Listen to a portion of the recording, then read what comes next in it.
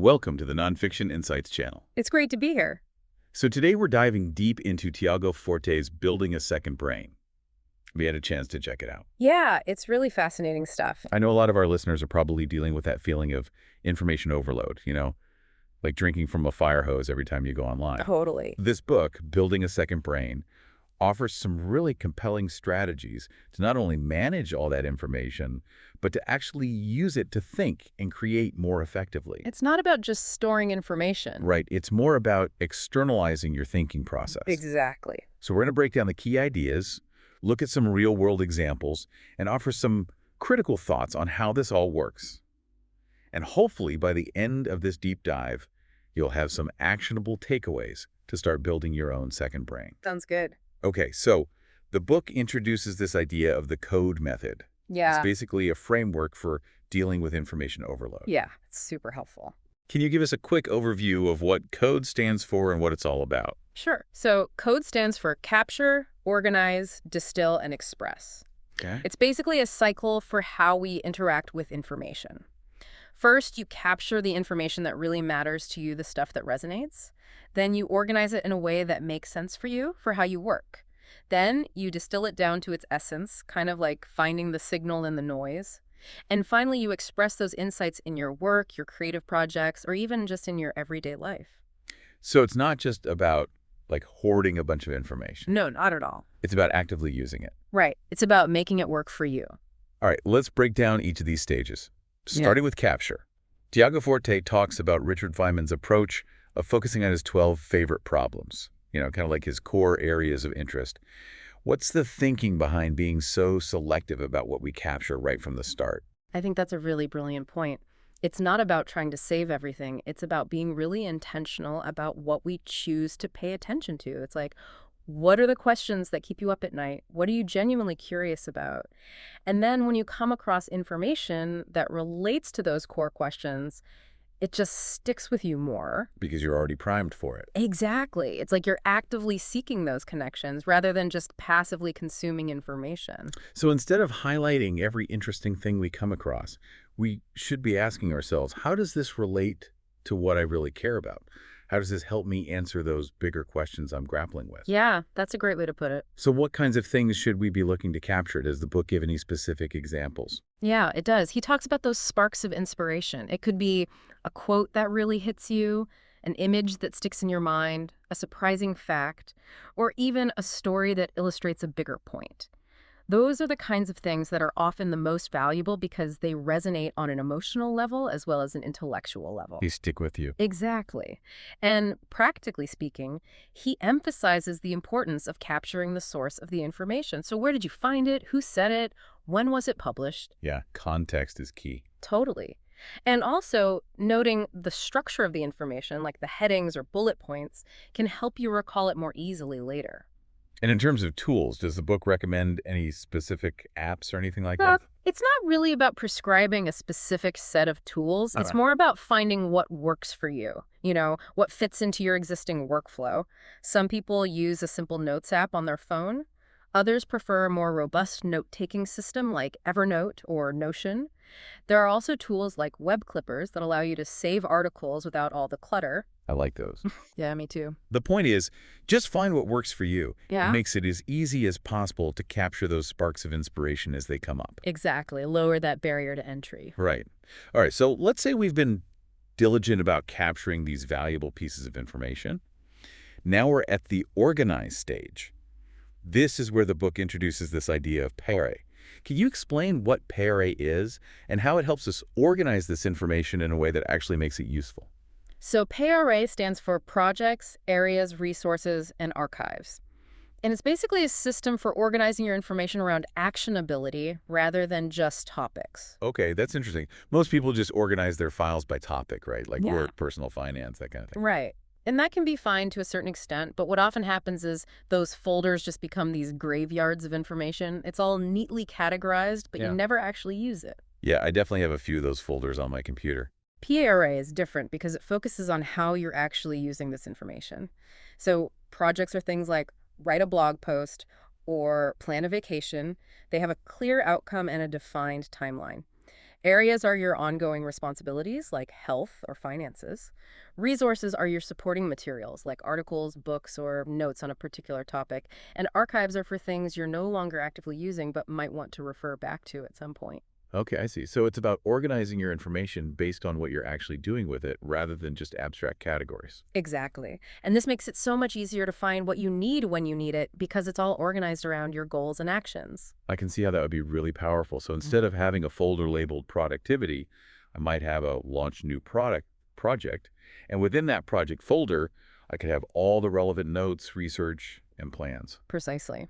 And then you might also have a work area where you keep things like meeting notes and your task list, and a personal development area where you keep resources related to your hobbies or learning goals. It seems like this approach could really help people stay focused on what matters most. And it prevents those valuable insights from just getting lost in the digital abyss. Totally. It's about aligning your information with your intentions. Okay, so we've captured the information and we've organized it in a way that makes it actionable. Mm-hmm. Now let's talk about the distill stage. This is where the book introduces progressive summarization, right? Yeah, that's right. Can you walk us through how that works and why it's so valuable? Sure. Progressive summarization is basically a technique for summarizing your notes in layers.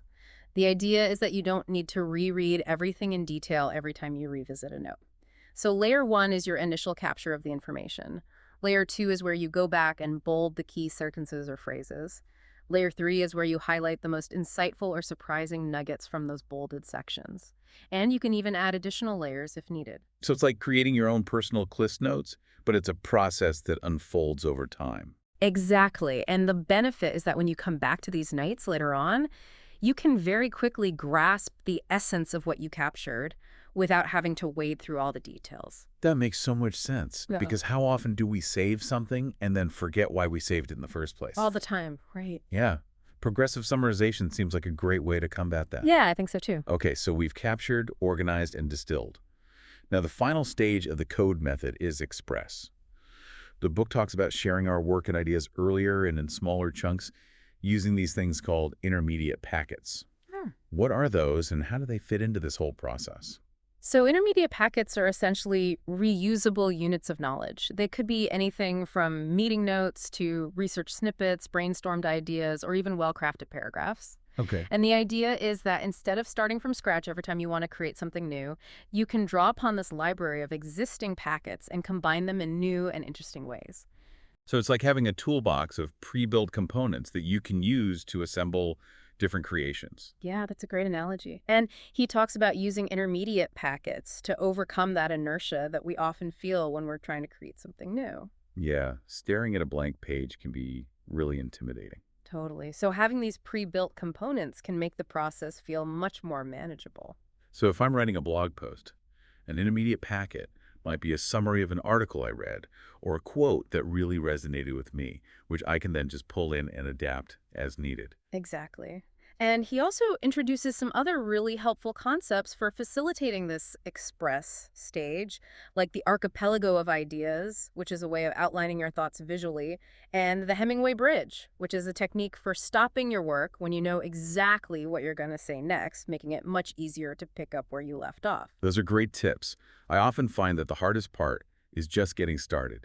But if you know exactly where you're going, it makes it so much easier to jump back in. Right. And another one he mentions is dial down the scope, which encourages you to start with a smaller, simpler version of your idea just to get the ball rolling and get some feedback. That takes the pressure off. Yeah, for sure. Okay, so we've covered the 4 stages of the code method.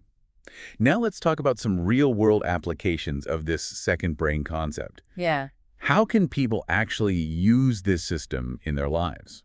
I mean, the possibilities are really endless. Yeah. But he gives some really compelling examples. Like, imagine going into a meeting and being able to instantly recall that key insight from a previous discussion that's relevant to the topic at hand. Oh, that would be amazing. Or starting a new project and having a curated collection of research, notes, and ideas already at your fingertips. He also talks about how Taylor Swift uses her notes to connect everyday feelings and experiences to her songwriting process. Oh, what? And you can see this kind of thinking in a lot of different fields, like songwriters with their hookbooks, engineers with their code libraries, lawyers with their case files. So it's really about building this personal knowledge management system that actively supports your goals, whether they're creative, professional, or personal. Yeah, that's a great way to summarize it. It's about moving beyond just consuming information and actually making it a part of your creative process. Okay, so how does this second brain concept specifically help us be more creative? It's not just about organization. No, it's not. It's about something deeper. It is. It's about creating the conditions for serendipitous connections to emerge. He talks about how Feynman's observation of a wobbling plate, something seemingly unrelated to his work in physics, actually ended up contributing to his Nobel Prize-winning research. Wow, that's incredible. Right. And that's the power of having this external system where you can capture and connect all these different ideas and insights.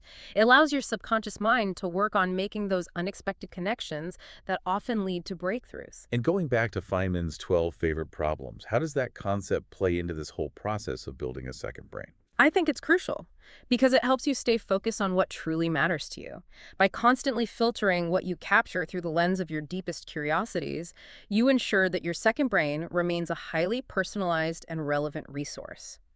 It's not just a dumping ground for information, it's a reflection of your intellectual journey. Right. So it's not about building a generic knowledge base. It's about building one that's uniquely tailored to your interests and goals. Exactly. Okay, now let's talk about the PRA system a bit more. How adaptable is that to different areas of our digital lives? Like, can I use it for my personal files as well as my work files? Absolutely. That's one of the beautiful things about PLRA. It's incredibly flexible. You can apply the same logic to your Notes app, your computer's file system, your task manager, really any digital space where you're storing information. And this consistency actually reduces cognitive load because you're using the same mental model across all these different platforms. Yeah, that makes a lot of sense. Yeah. It creates a sense of unity and coherence across your digital life. It does. And what about progressive summarization? Is that something that only pays off in the long run? Or are there benefits to doing it even in the short term? I think there are benefits both in the short term and the long term. Obviously, having those easily digestible summaries months or years later is hugely valuable. But even in the act of doing progressive summarization, you're forcing yourself to engage with the material more deeply. When you go back and bold those key points and highlight the most important insights, you're essentially having a second conversation with the information, which helps solidify your understanding. Yeah, it's like you're teaching it to yourself. Exactly. Okay, now let's shift gears a little bit and talk about some of the more critical aspects of this book. One of the things that Tiago Forte emphasizes is that we're probably already doing a lot of the work involved in building a second brain. Yeah. We're just not doing it intentionally. So what's the core mindset shift that we need to make in order to move from just passively consuming information to actively building this external knowledge system? I think the key shift is recognizing that information is not inherently valuable. It's just raw material. Exactly. It's like having a bunch of ingredients but no recipe. Right. The value comes from how we process, organize, and ultimately use that information. So it's about becoming more conscious and deliberate about how we interact with the information that's constantly flowing into our lives. So we need to move from being passive consumers to active curators. Exactly. The book also talks about shifting from a scarcity mindset to an abundance mindset when it comes to information. Can you unpack that a little bit? Sure.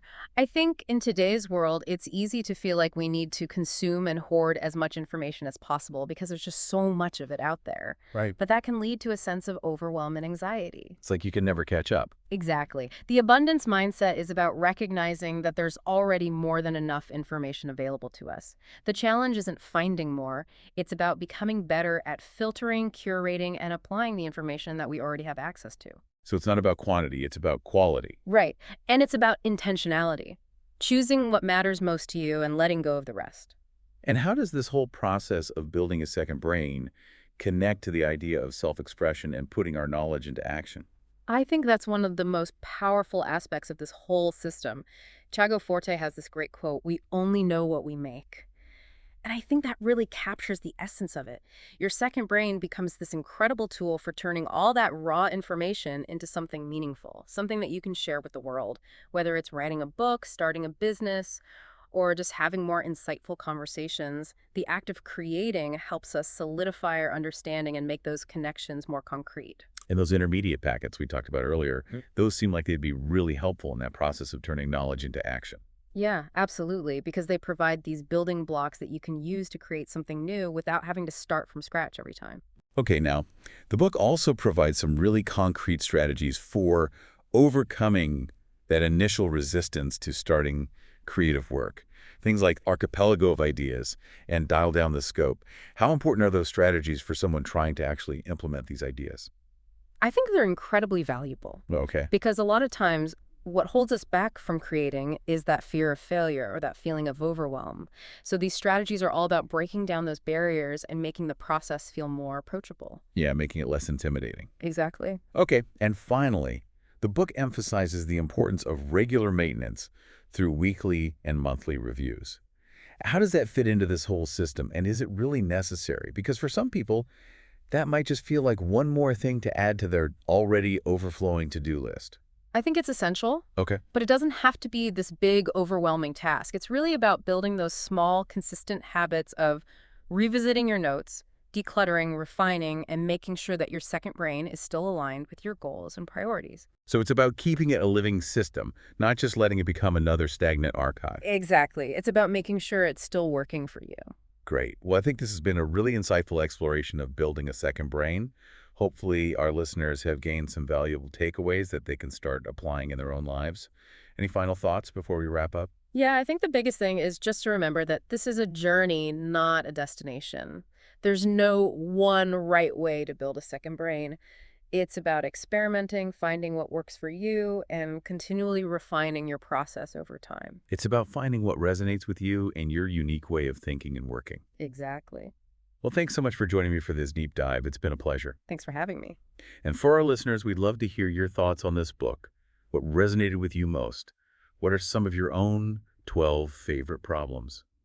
Leave us a comment below, and let's keep the conversation going.